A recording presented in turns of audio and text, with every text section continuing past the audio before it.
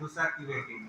तो हमारे AWCSC पर जो वर्क हम लोग देते हैं तो ज़्यादा फोकस किस पर रहता है, प्रिवेंटिव वर्क पर।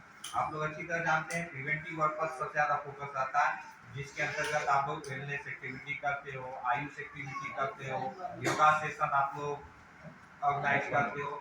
फिर आता है क्यूरेटिव सर्विसेज। क्यूरेटिव सर्विसेज में आप लोग जान रहे हो कि आपको एक जनरल डिजीज का ही ट्रीटमेंट करना है, बाकी स्क्रीनिंग करना है, आपके पास से क्या नाम ई संजीवनी के माध्यम से, टेलीमेडिसिन के माध्यम से, कंसल्टेंट से जुड़कर ट्रीटमेंट करना है।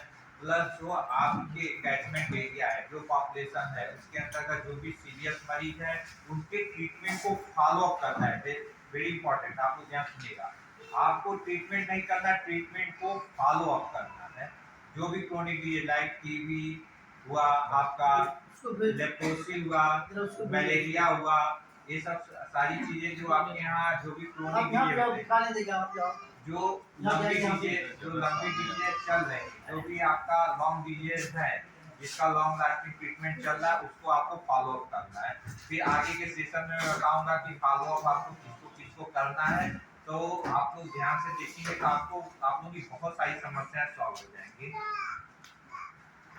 जैसे स्कोप ऑफ सर्विसेज AWC, आप बताइए, आप लोग खुद देखिए, ये जितनी चीजें हम सर्विसेज दे रहे हैं इसके अलावा तो कुछ और करना नहीं रहता है। पहला जो इम्पोर्टेंट है अवेयरनेस। हम लोग की AWC की 50 to 60% जो वर्क होता है वो अवेयरनेस पर होता है। जो भी आप लोग अवेयरनेस एक्टिविटी करते हो वो अवेयरनेस पर डिपेंड करता है कि आप लगातार सेशन लेते हो, योगा सेशन लेते हो या वेलनेस एक्टिविटी करते हो, आपका कैलेंडर बना हुआ, कैलेंडर के अनुसार आपको उस डेट पर आपको वो एक्टिविटी करना रहता है, वेलनेस एक्टिविटी करना रहता है। उसका मेन मोटो क्या रहता है कि आप अपने पब्लिक में जो भी आपका पॉपुलेशन है उसको ज़्यादा से ज़्यादा पर्सन को आप अवेयर कर सकें। दूसरी हम लोग की सर्विसेज हम लोग देते हैं काउंसलिंग। काउंसलिंग के लेकर थोड़ा सा मिसअंडरस्टैंडिंग है हम लोग के बीच में AWC में, कि काउंसलिंग को अवेयरनेस को आप लोग काउंसलिंग का भी रूप दे देते हैं। हम भी एक आध जगह गए हैं अदर स्टेट में, वहाँ भी ये सबसे बड़ी समस्या है कि अवेयरनेस को काउंसलिंग कर देते हैं। काउंसलिंग अलग होता है, अवेयरनेस अलग होता है। अवेयरनेस मीन्स आप पब्लिक को एक साथ बैठा कर अवेयर कर सकते हैं पार्टिकुलर किसी भी टॉपिक पर। जैसे मैं यहाँ बैठा कर किसी पार्टिकुलर टॉपिक पर अवेयर कर सकते हैं। लेकिन काउंसलिंग सिंगल पर्सन का होता है, क्योंकि हर पर्सन की अपनी अलग अलग समस्याएं होती है। आप फैमिली प्लानिंग की काउंसलिंग करते हैं सिंगल सिंगल पर्सन को, हाँ अवेयरनेस दे देते हैं कि हाँ ये फैमिली प्लानिंग की अवेयरनेस है। लेकिन जब काउंसलिंग की बात आती है, एडोसेंट की काउंसलिंग की बात आती है, तो आप सिंगल सिंगल एडोल्ट को आपको काउंसलिंग करना होता है। तो उसको प्रॉपर वे में हम लोग अवेयरनेस को ही काउंसलिंग मान लेते हैं। तो काउंसलिंग और अवेयरनेस में आप लोग थोड़ा सा डिफरेंशिएट रखेंगे। फिर तीसरा इम्यूनाइजेशन, ये प्रॉपर होता है, इसमें कोई समस्या नहीं होती। डॉक्यूमेंटेशन बोलो तो ये समस्या है, लेकिन ये प्रॉपर होता है जहाँ तक मेरा एक्सपीरियंस करता है। फिर तीसरा आता है स्क्रीन, चौथा आता है स्क्रीनिंग। स्क्रीनिंग पर भी आप लोग अच्छा वर्क करते हो, स्क्रीन करते हो। फिर जो आपके लेवल का होता है ठीक है, नहीं तो ऊपर लेवल का होता है तो टेलीमेडिसिन के द्वारा उसका ट्रीटमेंट, उसका आप कंसल्टेंसी करवाते हो। फिर आता है ट्रीटमेंट। ट्रीटमेंट पार्ट जैसा गाइडलाइन है, हमें सिर्फ सिंपल अलाइनमेंट का ही ट्रीटमेंट करना है, बाकी की टेलीमेडिसिन या टेलीमेडिसिन द्वारा ही हमें ऊपर से कंसल्टेंसी करवाना है। फिर देखिए रेड कलर का treatment follow up, this is the very important part. Treatment follow up जो हमारे द्वारा कहीं ना कहीं लैकिंग है। जैसे टीबी का मरीज है, वो तो अपना मदर पीएचसी या सीएचसी से अपना ट्रीटमेंट ले रहा है, लेकिन उसका प्रॉपर फॉलो अप नहीं होता है। उसका वेट जो प्रॉपर लेना है आपके पॉपुलेशन में है, एनएम के द्वारा, आशा के द्वारा या आपके द्वारा, उसका फॉलो प्रॉपर नहीं हो रहा है। फैलेरिया का पेशेंट है, प्रॉपर ट्रीटमेंट का फॉलो नहीं। आपको ट्रीटमेंट फॉलो करना है, मेडिसिन प्रोवाइड करना है, अगर उसके बाद मेडिसिन नहीं है, प्लस आपका आपके एरिया में अगर कोई प्राइवेट से भी दवा ले रहा है, आपको अवेयर करना है कि गवर्नमेंट में सारी सुविधाएं उपलब्ध है। इनकेस कोई जरूरी नहीं है कि वो आपके बातों से सहमत हो सकता नहीं वो प्राइवेट का, लेकिन उसको भी आपको फॉलो अप करना है। वो क्या ले रहा है, क्या नहीं ले रहा है, ले रहा है कि नहीं ले रहा है, ये चीज को आपको फॉलो अप करना है। फिर आता है refer. Refer is very important कि आपको किस पेशेंट को रिफर करना है, किस पेशेंट का फॉलो अप करना है। फॉलो अप के दौरान कोई कॉम्प्लिकेशन आ रहा है, उसकी जानकारी आपको रहनी चाहिए कि कॉम्प्लिकेशन क्या है, उसको उस लेवल से रिफर करना है। फिर रिफर पेशेंट जो आप रिफर कर रहे हैं, या कोई आपकी इमरजेंसी में आपको डायरेक्ट आ रहा है पेशेंट, उसको आप रिफर कर रहे हैं एम्बुलेंस के द्वारा, तो उसको आपको फॉलो अप करना है। तो ये थोड़ा सा लैकिंग प्रोसेस होता है फॉलो अप का, तो इस पर प्रॉपर आपको वर्क करना है। ये इनपास का एक इम्पोर्टेंट पॉइंट है। अब हम पैकेज वाइज अगर चलते हैं तो ये मैं इसलिए किया हूँ कि जब हमारा इनपास असेसमेंट होता है तब पैकेज वाइज में किस पैकेज में कौन से डॉक्यूमेंट हमें दिखाने हैं उसका थोड़ा सा हम प्रॉपर वे में कर नहीं पाते हैं। तो उसमें पहला आपका आता है जो care in pregnancy and child. इसमें अगर डॉक्यूमेंटेशन की बात करें, रजिस्टर की बात करें, तो एएनसी रजिस्टर आप लोग बनाते हो प्रॉपर वे में, जैसा गवर्नमेंट द्वारा प्रिंटेड रजिस्टर है। अगर आपको प्रिंटेड नहीं मिला हुआ है तो जो प्रिंटेड रजिस्टर है वही कॉलम आप करेंगे, क्योंकि जो भी गवर्नमेंट द्वारा रजिस्टर प्रोवाइड किया जाता है वो लॉट ऑफ एक्सपर्टीज द्वारा बनाया जाता है, वो सिंगल पर्सन नहीं बनाया जाता। उसमें कई एक्सपर्ट मिलकर जो भी डॉक्यूमेंट, जो भी रजिस्टर आपको प्रिंटेड रजिस्टर दिए जाते हैं, चाहे ये देखिए एनएम का आसियत रजिस्टर है या आशा डायरी है, वो बहुत सारे एक्सपर्ट के द्वारा बनाया जाता है, सिंगल पर्सन। तो वो बहुत इंपॉर्टेंट होता है। आपको एनसी रजिस्टर आकर गवर्नमेंट प्रिंटेड नहीं मिला है तो गवर्नमेंट प्रिंटेड का कहीं फोटो मंगवा कर आप वही कॉलम यूज करेंगे। एचआरपी रजिस्टर आप लोग प्रॉपर बनाते हो, इम्यूनाइजेशन रजिस्टर आपका प्रॉपर चलता है as per my experience. NM खासियत रजिस्टर डायरी आपके यहाँ जो भी डिलीवरी होती है ये भी कहीं कहीं ठीक चलता है, कुछ चीजें इसमें मिसिंग रहती है डॉक्यूमेंटेशन में, लेकिन कहीं कहीं सही चलता है। एचबीएनसी रजिस्टर आशा द्वारा एनएम द्वारा जो बनाया जाता है वो भी कहीं कहीं प्रॉपर चलता है क्योंकि इसकी मॉनिटरिंग प्रॉपर होती है। फिर डिलीवरी रजिस्टर, अगर आपके यहाँ डिलीवरी पॉइंट्स हैं तो डिलीवरी रजिस्टर जो एनएम का आसियत रजिस्टर होता है उसी में डिलीवरी का डिटेल होता है। तो ये आपके care in pregnancy and child death में पैकेज में, फर्स्ट पैकेज में ये सारे रजिस्टर यूज होते हैं। तो आई थिंक आप लोग सभी लोग ये रजिस्टर यूज करते हो। कोई ऐसा है जो इसमें कोई ऐसा रजिस्टर जो नहीं यूज करता है? आई थिंक सभी लोग यूज करते हैं।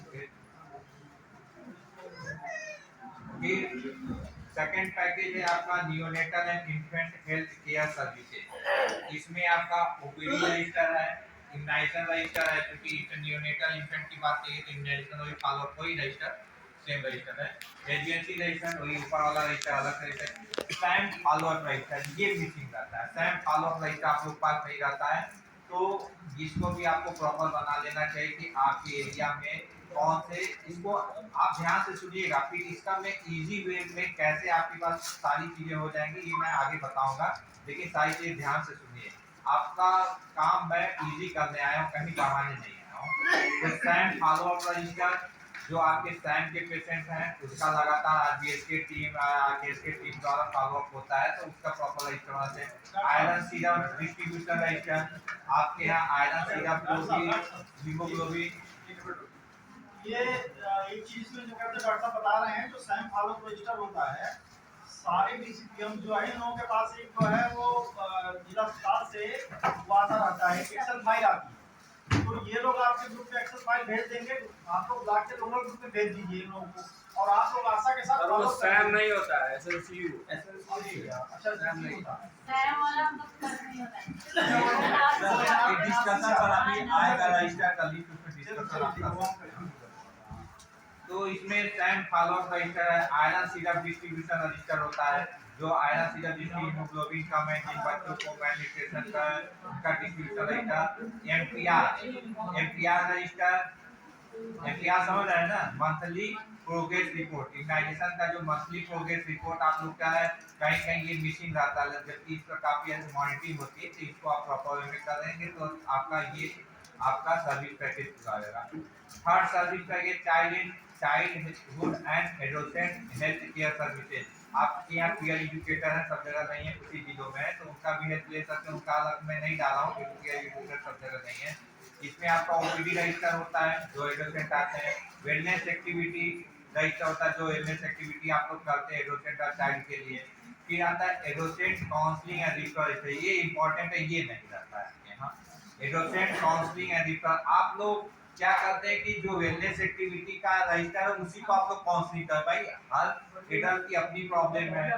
जो आपकी लड़कियां हैं जिनको पीरियड फर्स्ट टाइम आ रहा है उसकी अपनी प्रॉब्लम है, उसको तो आप अवेयरनेस में तो उसको नहीं ला सकते, उसको काउंसलिंग आपको करना होगा। आपको मतलब एएनएम के थ्रू देखिए जो भी सीएचओ लोग यहाँ बैठे हुए हैं, ये सारी चीजें उन्हें नहीं करना है, उन्हें मॉनिटर करना है। कुछ चीजें उनके लेवल की हैं, कुछ चीजें एनएम की लेवल की हैं, कुछ चीजें आशा लेवल की हैं। आपको मॉनिटर करना है। आपके यहाँ जो भी एक दो एनएम है उनके द्वारा एडोसेंट काउंसलिंग कराना है। जो भी लड़कियां हैं उनको पीरियड आ रहा है या लड़के हैं उनको कोई सेक्सुअल प्रॉब्लम है तो उनको पर्सन टू पर्सन काउंसलिंग होता है। एक साथ बैठा कर नहीं, तो इस चीज का आप लोग ध्यान रखिएगा। तो एडोसेंट काउंसलिंग रजिस्टर, उसमें जिसको प्रॉब्लम है उसको एज पर गाइडलाइन आप रिफर करेंगे। फिर चौथा आपका आता है family planning, contraceptive services, other reproductive health services. इसमें तो आपका फैमिली प्लानिंग प्रोसीजर रजिस्टर तो रहता है, कंडोम डिस्ट्रीब्यूशन में भी रहता है, में भी नहीं रहता है, प्रोसीजर रजिस्टर तो रहता है, लेकिन काउंसलिंग रजिस्टर कहीं नहीं रहता है। और इसमें मैं ये चीज कहना चाह रहा हूँ कि आप वर्क करते हैं, मतलब एनएम, यहाँ पे एनएम की बात कर रहा हूँ, एनएम तो वर्क करती हैं, 10 की काउंसलिंग की, 2 उसमें तैयार हुआ, 2 का आपका रजिस्टर में मेंशन है, आपके प्रोसीजर रजिस्टर है, लेकिन 8 जिस पर आपने मेहनत किया है उसका कहीं डाटा ही नहीं। तो ये तो मूर्खता है कि हम मेहनत कर रहे हैं और दिखा नहीं रहे हैं। ऐसा तो है नहीं कि आप 4 का काउंसलिंग किए और चारों तैयार हो गए, ऐसा पॉसिबल है एनीवन से?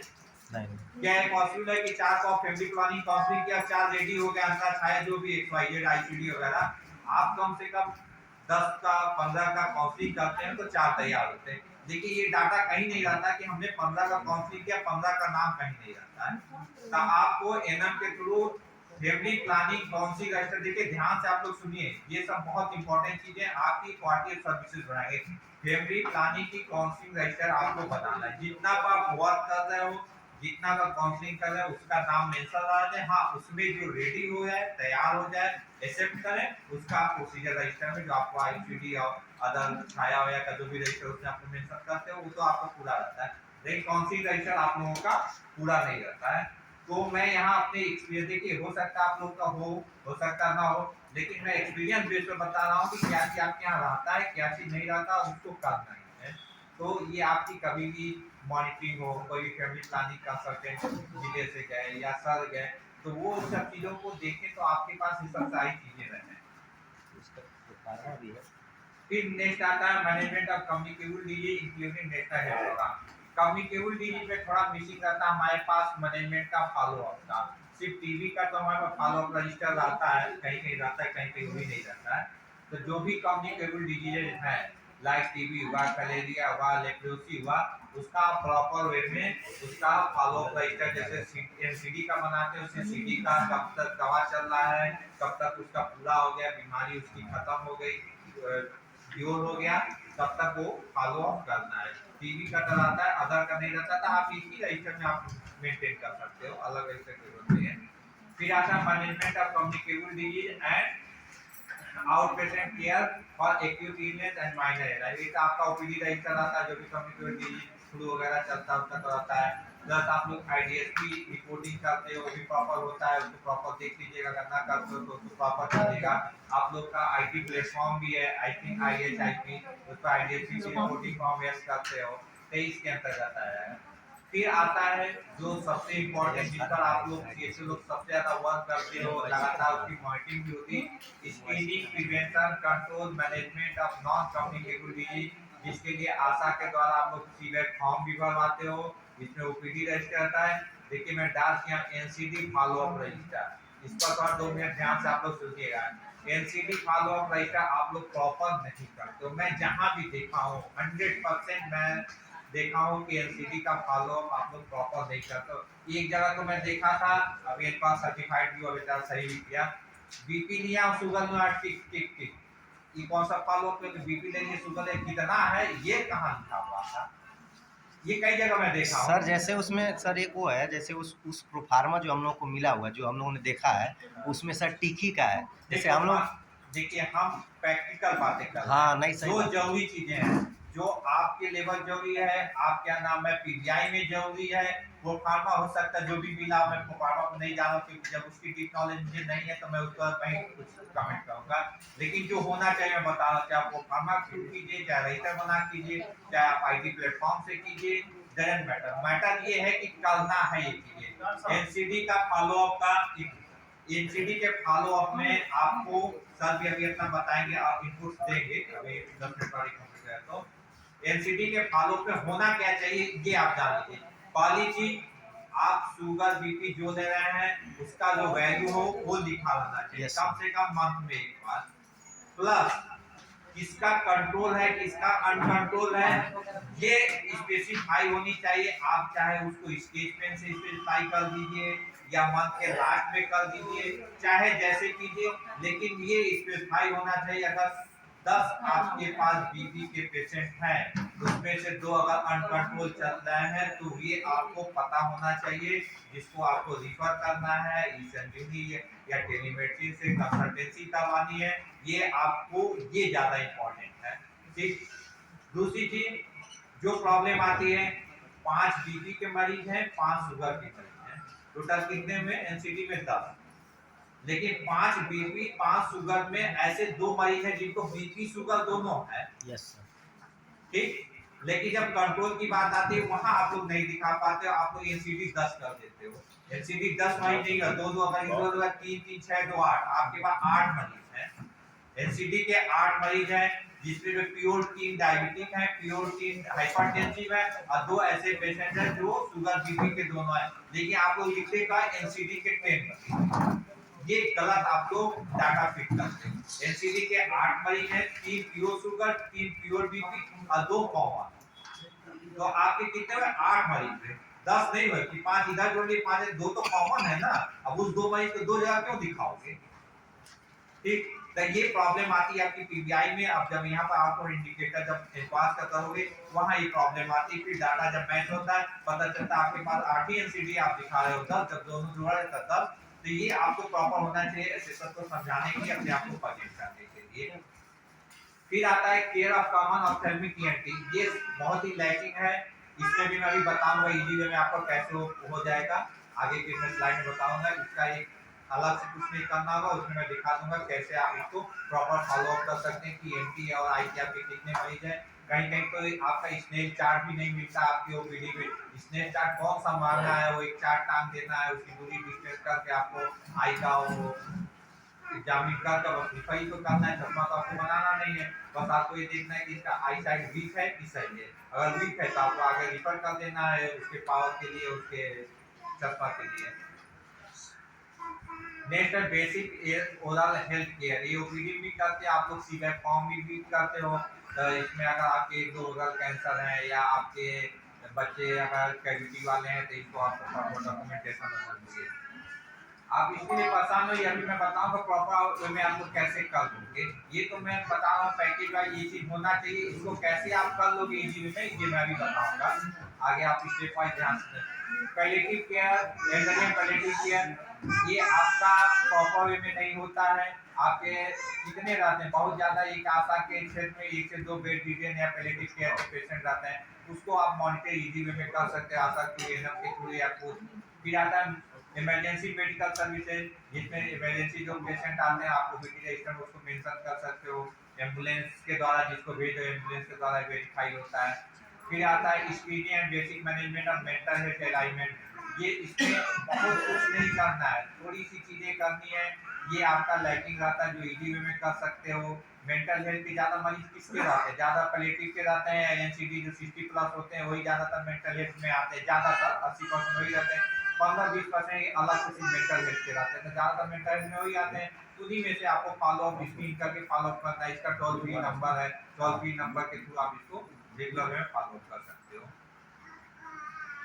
फिर आती है आशा डायरी आशा डायरी में आप देखोगे सेकंड या थर्ड पेज में डेमोग्राफिक डिटेल रहता है। अभी मैं इसे स्क्रीनशॉट में दिखा रहा हूँ डायरी का। फिर ASHA wise disease NCD long treatment disease detail, ये भी मैं दिखा रहा हूँ। Package wise document register follow detail, last है पीवीआई केपीआई। पीवीआई केपीआई को आप लोग प्रॉपर में कैसे कर सकते हो।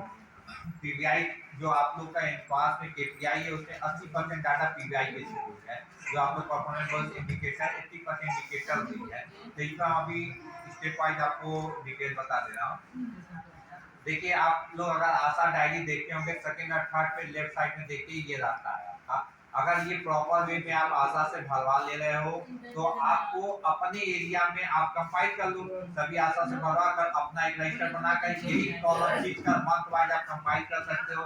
कितना इलीगल आपके पास क्लाइंट है, कितना फैमिली प्लानिंग क्लाइंट है और कितना मेल है कितना फीमेल है, आप इजी वे में अपना एक डायरी बनाकर अपना एक रजिस्टर बनाकर आशा वाइज डिटेल लेकर उसे कंपाइल कर सकते हो। तो आपका डेमो काफी डिटेल एकदम इजी वे में हो जाएगा।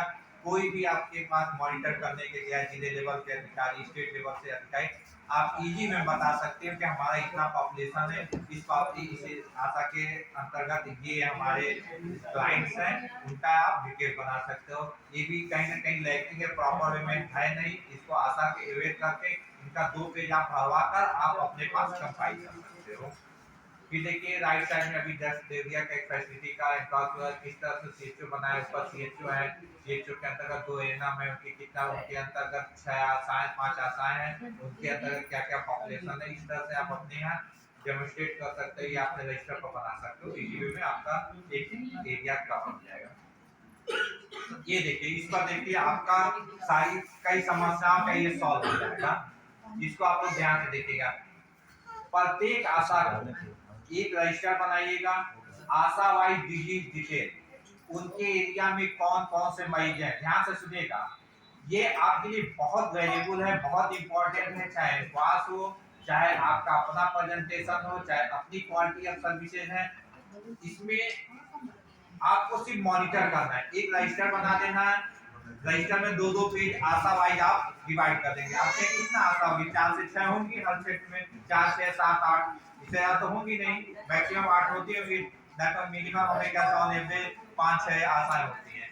आप 2-2 पेज एक आशा दे दीजिए, ये कॉलम खींच दीजिए, serial number, patient name, age, उसका एड्रेस, क्या बीमारी है, और एक कॉलम और खींच दीजिए रिमार्क या फाइंडिंग। वो अपने उनको अपने एरिया का पता रहता है, या तो अपने सामने बैठा कर उनसे लिखवा दीजिए, उनको दे दीजिए, अपने घर पर जाकर लिख देंगे। इससे ये पता चल जाएगा कि इस आशा के क्षेत्र में कितने एनसीडी के मरीज हैं, कितने टीबी के हैं, एनसीडी सीडी, आपका कैंसर, बेड रिडेन, आपका स्टॉक के जितने हैं आशा वाइज आपको पता चल जाएगा। आपके पास जब सारे आशाओं का आ जाएगा, 5-6 आशा जितनी है, तो आप एक कंपाइल कर लेंगे कि हमारे पॉपुलेशन में आशा वाइज लिख देंगे, ये आशा का एक आशा लिख देंगे, या अपना बीमारी वाइज आप डिटेल बना सकते हो कि हमारे टोटल कितने मरीज हैं किस किस चीज के।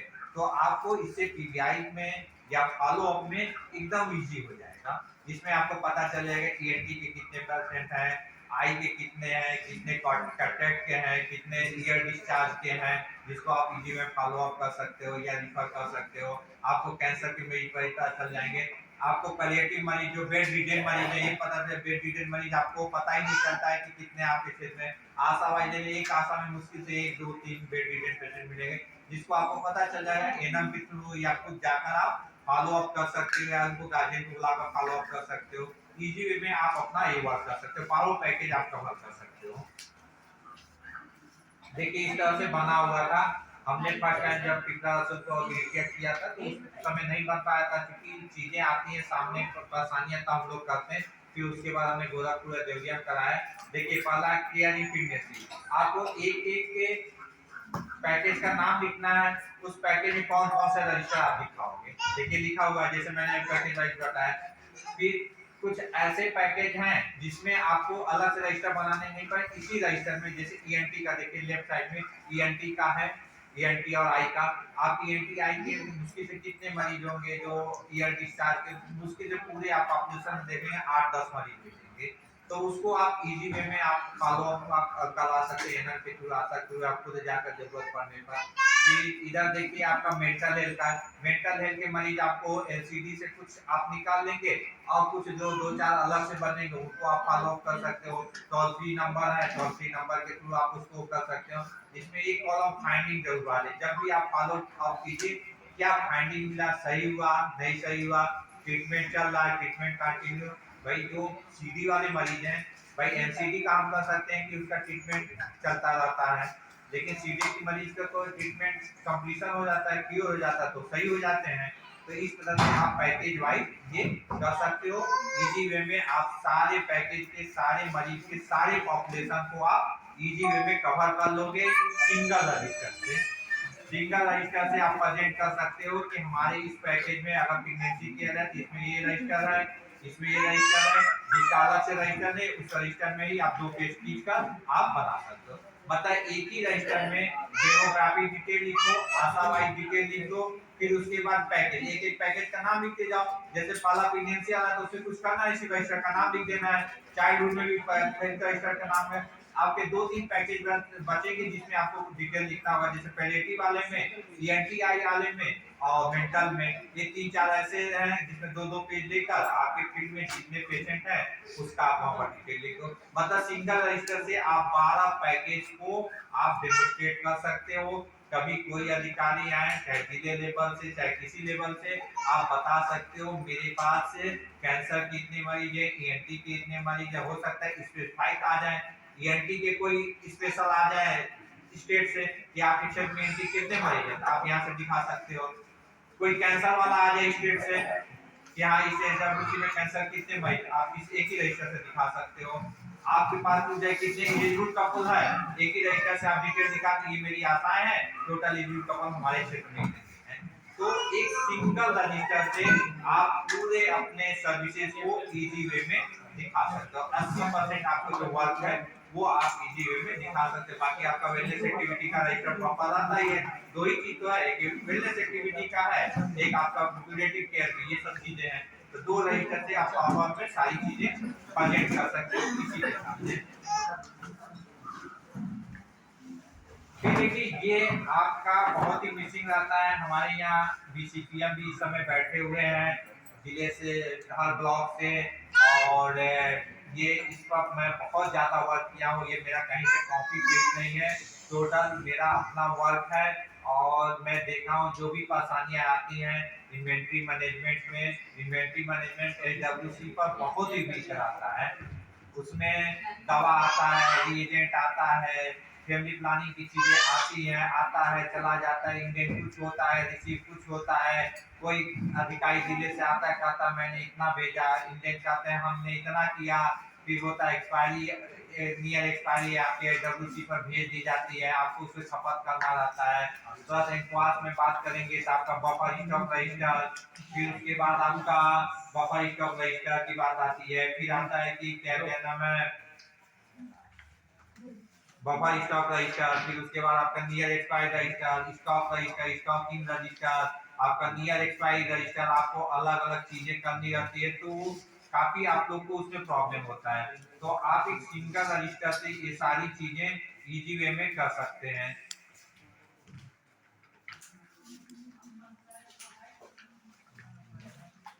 इस रजिस्टर में देखिए आप ध्यान से सुनिएगा, आप लोग बीसीपीएम भी समझ सकते हैं। जरूरी नहीं है कि दवा के लिए ये है, मेडिसिन के लिए नहीं है, आपके और भी सामान जो आते हैं, जो भी कंज्यूमेबल आइटम आते हैं उसके लिए भी ये चीजें हैं।